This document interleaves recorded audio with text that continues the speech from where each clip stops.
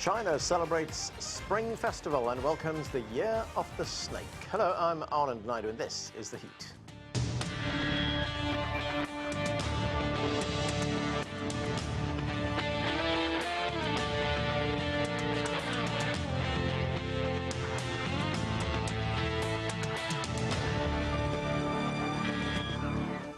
Lunar New Year celebrations are in full swing in China and around the world. The festivities got underway with China Media Group's Spring Festival Gala. The massive television production set new records in real-time viewership and interaction on domestic media platforms. Preliminary statistics show 2.8 billion views. That's an increase of 690 million from last year as families and friends gather at home and abroad. There's much to talk about. Let's get to our panel. Joanne Kwong is president of New York's Pearl River Mart. Jessica Gu is an opera singer and performer. Also with us is Ted Gong. He's the executive director of the 1882 Foundation and president of the DC chapter of the Chinese American Citizens Alliance. And Zoon Ahmed is a research fellow at the Center for China and Globalization. Thank you, everyone, for being with us. Zoon, let me start with you. You are in Beijing.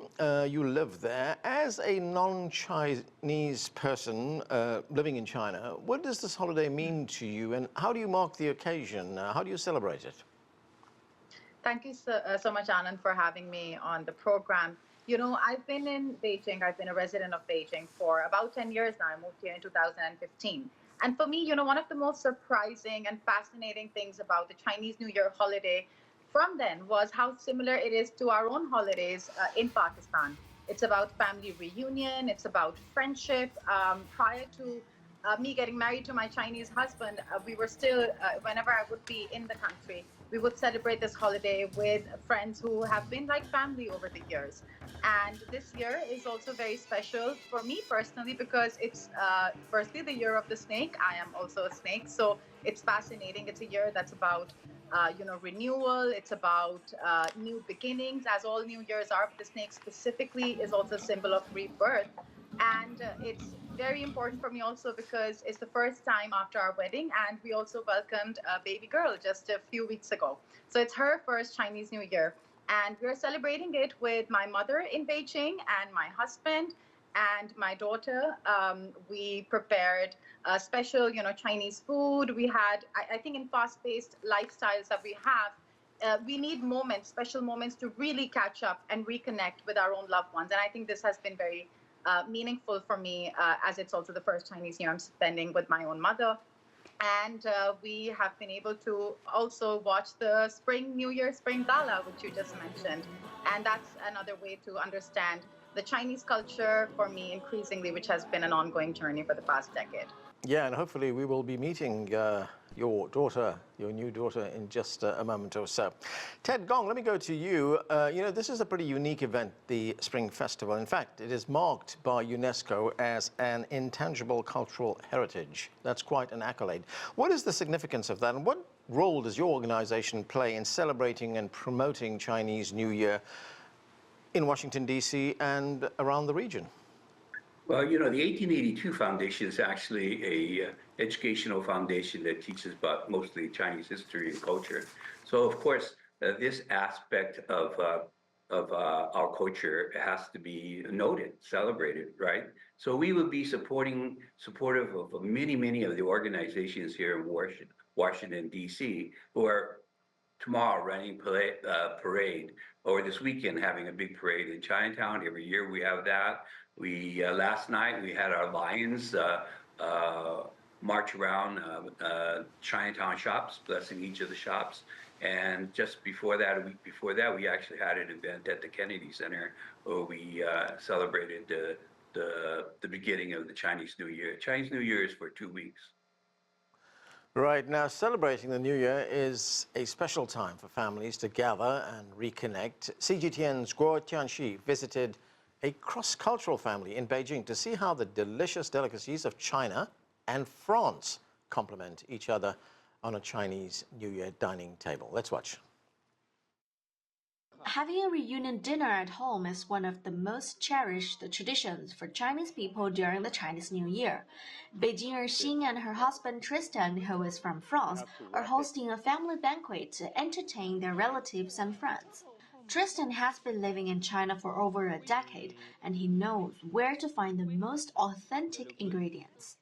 Even if you want to make some French dish, you can find all the ingredients here. Yes, usually you can. Yes, absolutely. That's why it's really nice. It's very rich and yeah, diverse. You know, like some food when you make some food from Europe or something like that, you need like some powder or sauce, and usually here they have it. A New Year's feast takes a long time to prepare. Xin's aunt is the chef tonight. Just like many Chinese elders, she enjoys cooking for her family. I truly feel happy when cooking for my family. I'll be even more delighted when they enjoy the food and finish it all. The cooking process of Chinese cuisine is relatively complex. When the whole family divides tasks and cooks together, it's also an opportunity to express care and love for one another. I think making dumplings together really gives you the feeling of the new year. Look, it's so lively. Some are rolling out the dumpling wrappers, and some are making dumplings. It's all about family reunion. Today's menu combines Chinese and French cuisines. My family also loves French cuisine. It's relatively light and refreshing, and it goes really well with meat dishes. For you, what's the essence of the Chinese New Year? The essence of Chinese New Year. Having a good time with family, you know, like I've been in China for so many years and yeah, this is my home. We are a mixed family, so we have both like French way and Chinese way of expressing our love. Doesn't matter if it's slightly different, the way you do it, it's still the same kind of love, you know, and attachment to family, same feelings. At the New Year's banquet, meatballs carry the meaning of reunion, dumplings imply bringing in wealth and treasure, and New Year cakes symbolize progress in the coming year. These beautiful wishes are shared all over the world. 大家万事如意。郭天琪 CGTN, Beijing. Joanne Kwong, that is quite a spread we saw there that combines Chinese cuisine and French dishes as well. Now, you are in New York. You are the president of the Pearl River Mart in New York. It's been dubbed the first Asian American department store. So clearly a hectic time for you. What do you find people are looking for right now? Yeah, I mean, New York is so multicultural. Our store was founded in 1971, so we've been in business for 54 years. And we have all types of things that you might need for the new year. So you're supposed to get your home ready with beautiful things, buy new clothes, get a haircut. So we have new clothes, we have all of the food that you should be cooking, whether they be noodles or dumplings like we saw, and items to decorate your home. And in the store itself, what do people look for? Is it also a time when people exchange gifts? You're definitely exchanging money. So you might be exchanging red envelopes, very common, giving $88, lucky number 8. You might be preparing food presentations. So you might have some fresh citrus with candy. So we have all of those things. Actually, popular this year is our snake plants because it's the year of the snake. So this is actually a little mini snake plant. So all of these different items, I think it's really what you make of it. It's definitely about family. It's also about found family. So especially in a place, big cities like New York, you're often surrounded by friends and maybe you're away from your family and want to recreate childhood memories. And it's great that the holiday's 15 days so that you can be going out with friends, eating delicious food, lucky foods, and observing for 2 weeks. Jessica Gu, welcome to the show. This is a first for the show. You know, we've never had an opera singer on the show before. Now, you will be singing for us later, but let me ask you this first. You were born in Shanghai. You grew up in the United States and you traveled to China with your family. Could you talk to us about Chinese culture and the New Year celebrations that you experience here and in China? I mean, what does the Spring Festival, the Lunar New Year, mean for you? Yes, thank you. I'm honored to be here. I grew up in the United States, but my family made sure that I was always going back to China to connect with my roots, connect with the culture there. So I remember around elementary school where I was learning how to dramatically recite poetry from the different dynasties. It's called lang song in Chinese. And it was from there that I actually learned how to perform. Because there's such musicality in the way you recite them, and also the drama and the emotions of the poetry. You have to kind of channel that and give it to the audience. So that's where my passion for singing, my passion for performing actually started from, was from the culture and the poetry of China. Zoon, I think it's time for us to meet your daughter. That's a new addition to your family. Congratulations. Now, Thank you. your daughter, what would you like her to know about China and Chinese culture? Let me bring her over while we talk about this. I mean, Right. I think, wow, she's peaceful at the moment, which is good. And I think here she is. This is Ravia Jin Khan. Her father's family name is Jin and mine's Khan, and her Chinese name is Jin Yashuen. So, like, I hope, like, her names that we've given her with so much love, she Right. can be elegant, receptive. Ravi is also part of the sun. So we have so many hopes for her. What I want her to know from the Chinese culture, I think her father will be a great influence. I'm also constantly learning. What I think is very similar about both the Chinese and the Pakistani culture is that it's a lot about family. This holiday is about family, like the other panelists have also mentioned. I think for me, because this is a very transformative phase in my own life, the year of the snake is also about transformation. And as you would know, I'm usually covering current affairs. It's a very uncertain world that we live in. What I want to teach her about the Chinese culture is also the quality of gratitude. And I hope that she can grow up to realize that we're not special, we're lucky if we have the things that we have. And always stay connected with your Chinese roots, with your Chinese family that love her so much, and with her Pakistani family that loves her dearly. So I can relate with Jessica, who's grown up in the United States, but she's stayed connected with her Chinese roots. I would love for Ravia to be also connected with her Chinese as well as her Pakistani roots. And I think, yeah, that's the most important thing a parent can ask for a child to grow up Right. with love, gratitude, and realization that whatever we have is something we need to cherish, we need to share, and yeah, be positive, but also be receptive to the realities of this world. Yeah, so many emotions there. I'm so happy you all get to see her, Yeah. and I hope she grows up to be someone we are continuously proud of and a happy person. Right. Congratulations again, and thanks for introducing her to us. She's beautiful. Thank you.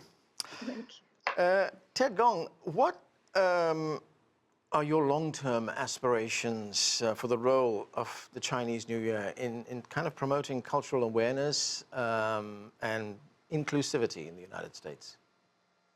I think the key word you hit on is the inclusivity. And in our case, actually, we're focused on Chinese American history and culture, right? So how does the Chinese Lunar New Year fit into that and our place in the American society? So those questions are always perennial questions from the time that Chinese have come to the United States and even continue today. So birthright citizenship is another question. All sorts of things are happening now. And so how do you maintain a sense of yourself and your values as an individual who is made up of American elements and Chinese elements? Those are the things that we are looking for. And we see the celebration of Chinese New Year or the other festivals that occur in the United States. It's all parts of the elements of our own American identity. And so our goal is to incorporate those aspects into yourself, to understand yourself and your place in the United States and make it better make it comfortable for other people as well. Yeah, and Ted, you're talking about these activities that you have. Zoon was talking a moment ago about, cultural values, Chinese cultural values, things like gratitude. Are you able to spread those concepts to people here in the United States? I think so, because those values are actually very universal values. The concept of family, I totally agree with what it says. One of the great things about the Chinese New Year or the Lunar New Year or New Year's of that sort is that annually you can renew your sense of your closest relatives, but also the sense of community, that you belong to a group of people who share certain values or understand certain values. And among those is the value of children, the value of providing for them.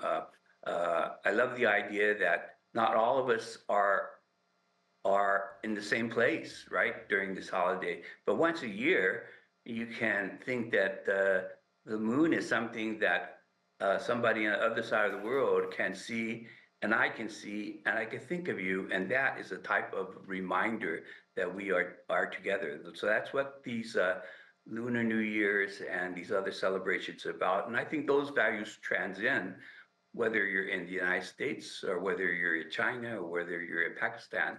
If we could stay close to those things and keep reminding ourselves of their importance, I think that that's what these type of festivals do. Joanne, tell us more about your background, where the idea for your business came from and what its mission is. Yes, well, I'm married into the Pearl River Mart family, but my family is very similar to my husband's family. We are Chinese from the Philippines, so part of the Chinese diaspora, and my parents and my in-laws came post 1965 to the United States when there were more immigrants of non-white descent who were permitted to come. So, in a way, Lunar New Year is so much bigger than it was when I was a kid, because back then there just weren't as many Asian people. And here it's really gratifying to see the next generation, Gen Z, Gen Alpha. They really embrace the holiday because it is about community, as Ted said, and they can make it their own. You know, they could be having dance parties, wearing really cool clothes. And for the first time this year, it is a holiday for all kids in New York State. So my kids are at home, and they really enjoy sharing the holiday with their friends. So we'll be having lion dancing later at the store. And we're also having many festivities where we're teaching a lot of traditional fun activities like paper cutting, mahjong, calligraphy. And it's really just a fun holiday, also about family and renewal, of course. Right, now at the Pearl River Mart, the store in New York, do you find that most of your clientele are Chinese, or is it a cross-section of all the myriad groups that live in New York? Yeah, well, I mean, our clientele are certainly Pan-Asian. So we're celebrating Lunar New Year, we're celebrating Solal, we're celebrating Tet, and all variations of Lunar New Year.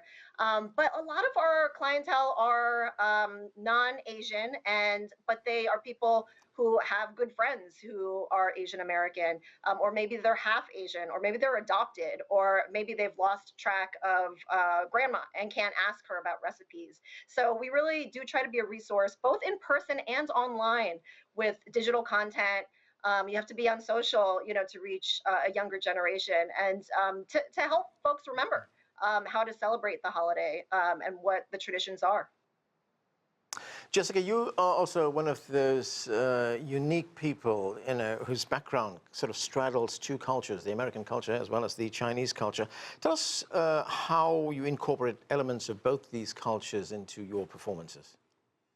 Yes, so I am half Chinese, half American because I grew up here. I'm invested in the culture here as well as the roots of the culture of China in me and the Chinese language. And so what I love to do, what I love to sing is opera as well as Chinese folk music, folk pop music.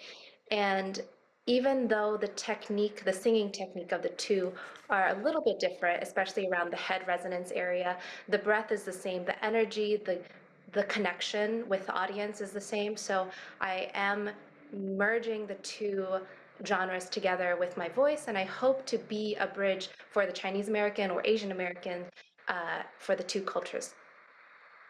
Zoon, you know, you were talking earlier on about the CMG Spring Gala, which is watched by hundreds of millions of people in China. In fact, looking at those figures again, it's not hundreds of millions, it's billions. 2.8 billion views, which was an increase of 690 million from last year. In fact, we're looking at part of the show that was screened. It's hours long in China. You know, when we look at this is one of the highlights of the Spring Festival, of the celebration of the Lunar New Year. You've been in China a long time, and as I say, you know, it's a long event. Do families get together? Does this become a sort of social event? No, absolutely. And it's not just all the families. We also, you know, we were having our dinner, catching up, discussing. Also, it was also a good cultural exchange between my mother and my husband. And at the same time, in the background was the Chinese New Year Gala. And this moment that you just showed also caught my eye. It was, and one of the things that was fascinating was also my mother pointing out that it's very varied. You know, the performances are a manifestation of very traditional Chinese culture across provinces, across regions. It's really showcasing the diversity of China, and it's also showcasing the evolution with a lot of Chinese pop music in between as well. So I think it is, in a way, the evolution and cultural exchange, a big gift of the Chinese culture to the world. And yes, prior to being with my Chinese family, every time me and friends like family, would get together for the Chinese New Year in Beijing, we would have the Chinese New Year Gala playing in the background. So I'll also mention, I think one of the panelists talked about, you know, the moon is a symbol also of family that's distant. I think in a way, with everyone, with all Chinese families and people like myself with who didn't have Chinese families in the past, watching the Spring Gala, the New Year Gala, it's a way to connect with, as you mentioned, a community of billions, 2.8 billion people. So it's definitely one of the big features of this holiday, and it's a great way to understand China's diversity and how the culture is rich and evolving. Ted, Gong, do you think it's a bit of a challenge to keep these traditions alive, especially things like these celebrations, the New Year celebrations, the Lunar New Year, and keep them relevant, especially at a time when people you know, come under the influence of so many different cultures, especially young people, especially in a country like the United States, when we look at the influence of social media, we look at the influence of the internet in general. How difficult is that to keep those traditions alive? You know, that's a really good question. I think there are challenges, definitely challenges, not just for this generation, this place, but I think everywhere. Cultures and traditions evolve, you know, whether it's evolving in China, in that place, and growing into the modern China, or whether they're here in the United States and they're confronted with all kinds of other conflicting issues, such as different media issues and things. So how do you maintain those traditions? But I don't know how specifically people need to do it. People make their own choices. Each little county or something may have its own evolution of something and evolvement of a particular type of lion dance, a particular type of mooncake, or any of this sort, then the tastes change. And I think that that is all for the good. The question is, how do you protect that essential spirit or essence of the Chinese tradition? And I continue to go back to the idea that what we want to do is reemphasize our family values and the sense of community. If we can get people to take pride in or recognize that these events, these storytellings, these parades are opportunities for us to come together and interact with each other, engage with each other, at least if nothing more, to just sort of march down the street behind a lion. That's maybe the best we can do, and then let each of our children and other people evolve it in the ways that they want. Joanne, New York has a substantial Chinese population. Briefly, could you tell us, you know, as you pointed out, it's a holiday in New York, so your children are at home, but what kinds of events will we see in New York itself? You know, Ted was telling us there's going to be a parade here in Washington, D.C., in Chinatown. So what can we expect in New York? Oh, yes. I mean, what's been lovely over the past couple of years is that Lunar New Year has become an American holiday. So you don't just celebrate it in Chinatown, although I do encourage everybody to visit their local Chinatown. Our Chinatown in Manhattan, and there are up to 9 in New York City, different Chinatowns. So the one in Manhattan is having, firecrackers and lion dancing. Today, next weekend, there's more activities, and then the final weekend, the holiday will culminate in the Lantern Festival. So, you can really do whatever you like. If you would like to eat the delicious lucky foods that all of these wonderful chefs have prepared, you can do that. If you want to go see a show at Lincoln Center or some of the cultural institutions, they all have that as well. If you'd like to come shopping and support a small business or really dress to the nines, that is available to you. And I think that's one of the wonderful things about being in a place that is multicultural like New York, because they're not just Asian people celebrating, everybody's in on it. Yeah. Jessica Gu, as promised, you have a special song for us. Before you give us a recital of that song, tell us about the piece of music that you've chosen for this and its meaning at this time during the Lunar New Year. And while you do that, I want to take this opportunity to wish everyone a Happy New Year from the Heat team here in Washington, D.C. Yes, thank you. Yes, the song that I'll be singing is 青藏高原. It is a very, very popular folk song in China, and it is about the people who listen to the song. It's about community. When people listen, they have that resonant in their heart that this is a piece that they have lived with for many, many, many, many, many years. So I hope to bring that sense of community and that sense of family, of community, of resonance in through my singing.